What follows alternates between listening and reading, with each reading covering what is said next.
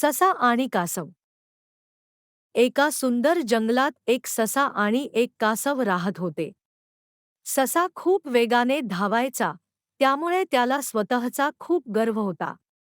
तो नेहमी कासवाला चिडवत म्हणायचा, "अरे, कासवा, तू किती संथ आहेस. अशा गतीने काही मिळवता येईल का?" कासव शांत होता, पण लक्ष देऊन ऐकायचा.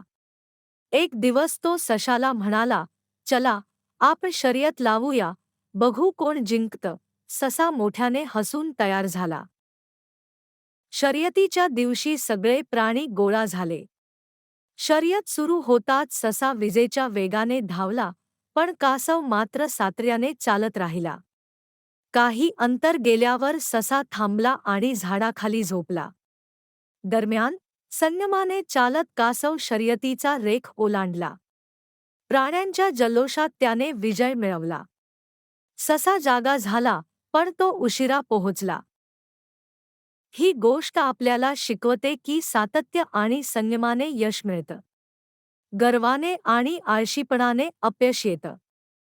तुम्हीही कासवाप्रमाणे प्रामाणिकपणे प्रयत्न करा, यश तुमचं होईल.